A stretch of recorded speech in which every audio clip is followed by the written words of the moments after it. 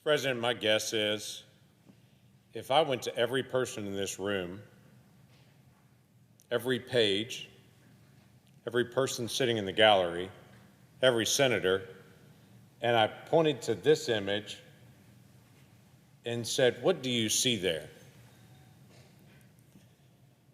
My guess is every person in this room would go, "Well, that's a baby." That's my guess. I mean, I haven't asked every person here. But my guess is every person would look at it and they would go, "Well, that's a sonogram of a baby." That's what I would say. Looks like a child to me. So the interesting thing in America is the next question is, should it live or die? The first question is pretty obvious. That's a baby. The second question is, should it live or die? That one in America is not quite so obvious anymore. You know, what's interesting is I have two daughters. They're amazing, remarkable, beautiful women. They're adults now, but I distinctly remember that pregnancy test and seeing those little lines on that test, for my wife and I looking at each other with excitement.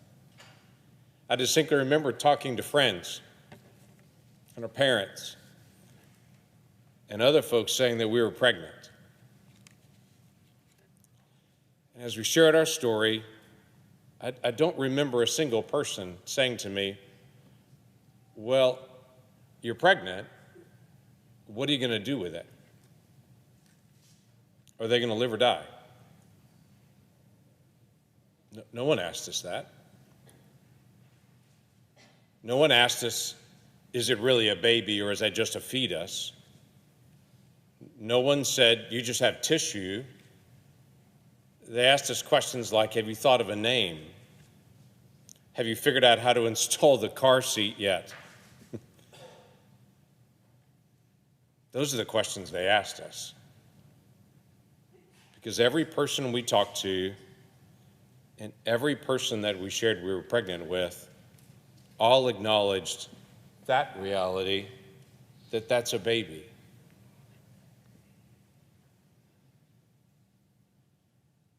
Two years ago, the Supreme Court ruled what's now called the Dobbs decision. It took away the Roe v. Wade decision that mandated that abortion had to be everywhere in the country and took it back to where it was for the first 180 years or so of our country, when the law was the rules about abortion are handled in each state. That's all it did. It didn't end abortion in America. We still have abortion in America in very high numbers. But the decisions of how that's done was not done by a Supreme Court. It's done by legislators, that is, as it always had been. And that's what the court said. It said this is now going back to the people and the people's representatives on all levels. And so the debate is again scattered across the entire country now. And the debate is very simply over, is that a child?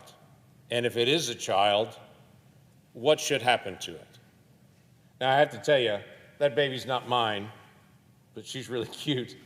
I look at a baby like that. My daughters both slept in that same position, which we as parents called the touchdown position, where they both had their hands up over their heads. And I'm amazed at this picture of the sonogram to see that infant in the womb in that exact same position asleep.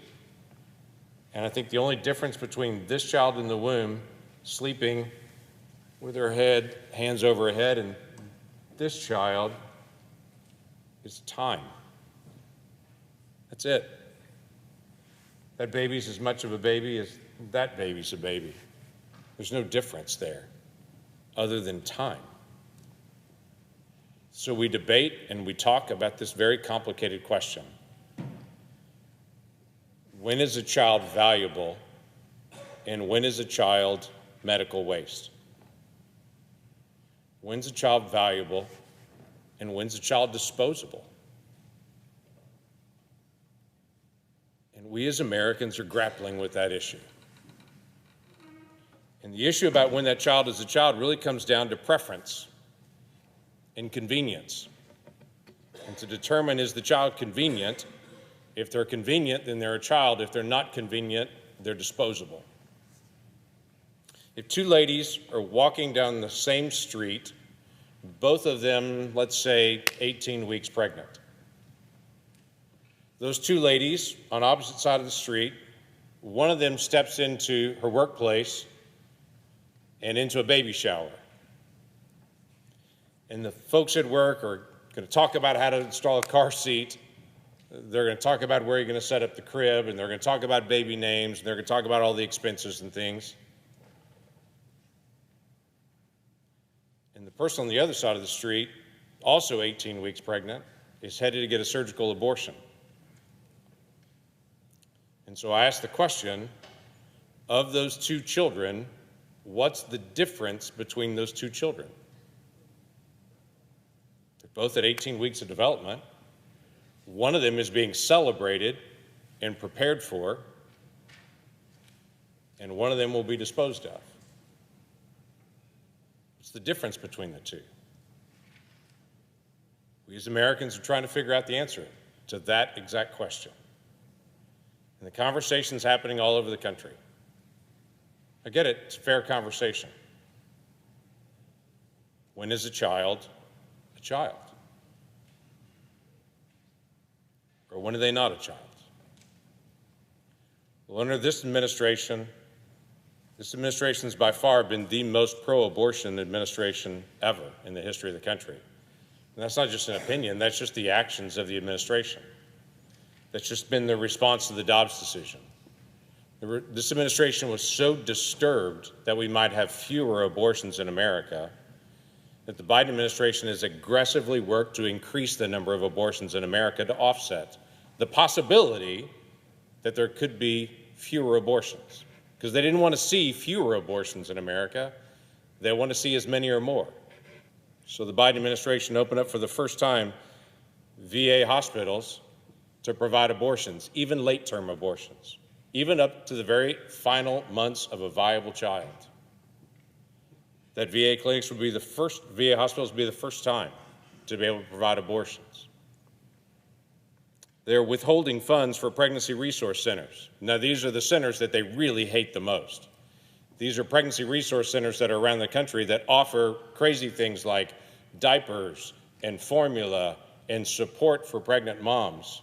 That if pregnant moms walk in and say, hey, I'm really struggling with my pregnancy and I'm afraid, that they say, we'll walk with you, we'll counsel you, we'll give you free materials, we'll help provide diapers and baby clothes and a car seat, and we'll walk along with you so you don't have to be afraid and alone. The Biden administration really hates those folks, so they're withholding funds from any grants going to those folks where they have received grants in the past. HHS is now paying to move people that illegally cross our southern border to places, even teenagers, places where they can get abortions. And we have federal dollars going to be able to move people to make sure that those people that illegally cross our border that want access to abortion to be able to get it. This has been frustrating to be able to watch. Even in my state, and my state has chosen to say, we think every child's valuable. We look at these two girls and we see them just a couple of weeks apart, but we see them both as young girls. We kind of state the obvious. But in my state, because we don't allow abortion and promote abortion, Health and Human Services has now stripped away grant dollars from my state for one reason. Health and Human Services came to my state and said, if you don't put a 1-800 number on all of your health care materials coming from the state, telling women where they can get an abortion, we will take away your federal funding. If you don't show and give a 1-800 number where you can get an abortion, we'll take away your grant funding. Oh, and they didn't take away just any grant funding because, by the way, my state said we're not going to do that. So the grant funding they took away from my state was for impoverished women to get cancer screenings and for AIDS patients to get testing. They took that funding away saying we will not allow any federal dollars coming into your state for AIDS testing and for cancer screening for impoverished women if you don't promote abortion in your state. They were serious, so they did it. Because this administration is obsessed with increasing the number of abortions in the country and finding ways to be able to expand this and telling people not to look at this picture. It's been a frustrating journey the last couple of years because we seem to be ignoring the obvious. And we're so tied up here on the politics of this, even when Senator Thune brings a bill that says if a child is born alive after a botched abortion, they're fully delivered, full-term baby on the table, breathing, what should we do? That's a pretty common sense bill, but my Democratic colleagues have knocked it down today and said, no, that child should not have the opportunity for life. When Senator Hyde-Smith brings a bill that just says, why don't we give education to more doctors and more moms about infertility, it doesn't limit IVF at all. It was like, nope, not going to do that. When Senator Britt from Alabama brings a bill that says, why don't we recognize during pregnancy, that's really expensive. And if states have their requirements to do child support for a child, well, I'll just say it, for a deadbeat dad that's not paying his child support, if they walk away at that point, that child support should also cover the time of pregnancy, not just after delivery. That's pretty common sense because for any mom, they know pregnancy is really expensive. It's in a very expensive time. So child support should begin when that child is there. A common sense bill that I dare say most Americans would say, well, that makes sense, has been knocked down today. And I bring one more that I think is pretty common sense. It is already the law in the United States that every person has the right to conscience. Healthcare providers that go into the profession to protect life, to save life, to heal, many of them also say, I don't want to be a part of taking human life. I went into this profession to protect life. So they express to their clinics, their hospitals, wherever they serve, that they don't want to be a part of the taking of human life. They understand that it's happening in their hospital, they just don't want to be a part of that. They express their conscience issues. By the way, that's protected in federal law right now, that every one of those healthcare providers has the right to be able to express their conscience and not be required to take human life. The problem is, it requires the federal government to actually step in and enforce that law. So let me show you what that looks like. A nurse in Vermont a few years ago, that nurse went into her hospital as she normally did, and as she went into her hospital, went into work as she normally does. She's a nurse that's passionate about the life of every person, including children in the womb, and she'd expressed that to the hospital. She got caught as she was going in saying, hey, we need you in ER right now. She said, no problem.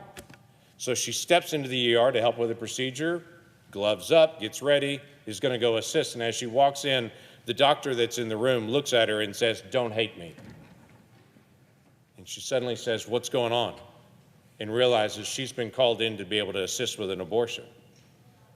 She's already made it clear she doesn't want to be a part of taking human life. The hospital says, no, we'll fire you if you don't help. We need your help. We're short of staff today, so you're going to do this. A direct violation of federal law. Clearly, no question, direct. They expressed it in the operating room. They knew they were violating our conscience.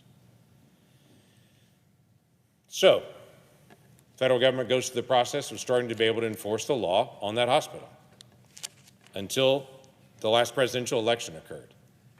When the last presidential election occurred, the new leadership of HHS stepped in and said, we're not going to enforce that. In other words, we're dropping that case. It would be the equivalent of a police officer walking down the street, looking at a burglary that's happening, knowing that a crime is occurring right there, and just saying, I'm going to choose not to enforce the law today and just walk on by. That's what's happening right now. So the Conscience Protection Act that I bring does a simple thing. It says if an employer violates federal law and the federal government chooses not to enforce this, the individual that's had their conscience violated, that individual has the right to be able to bring a case on their own. This is not controversial. This will not eliminate a single abortion in America. Not one. We will not have one fewer in abortion in America based on this policy.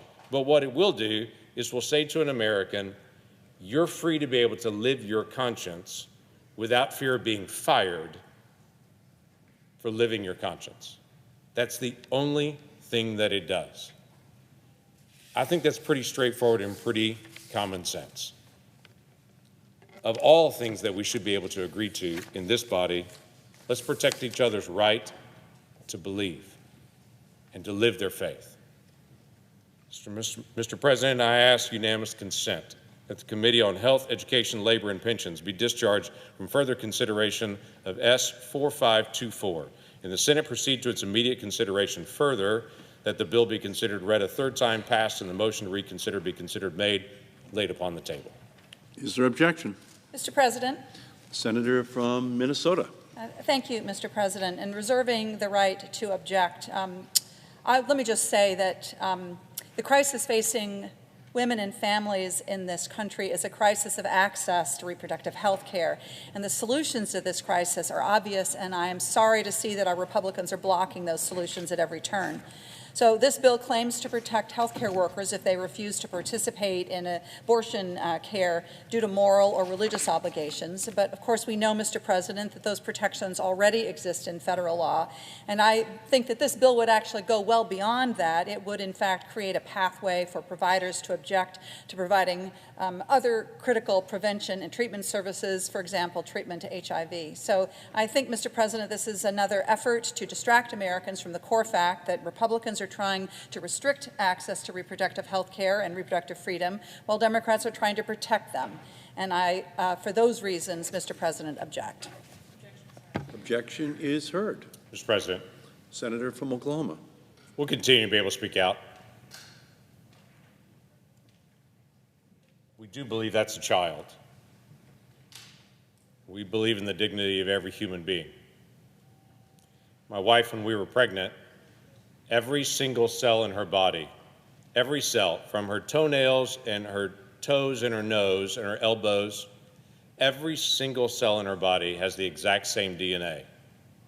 It has that signature of her. But when we were pregnant, suddenly there was a group of cells that had different DNA. They didn't match hers and they didn't match mine. They were cells with DNA that had never existed on Earth before until that moment. They were uniquely different. I think we should acknowledge that fact in the days ahead, that there's something special about those different cells. We'll continue to speak out for the conscience rights of all individuals to be able to state the obvious and to be able to live their faith. And to think in the days ahead, we'll have a time as Americans, we'll look back on this season and think, why would we turn away from what was so obvious to all of us? I yield the floor.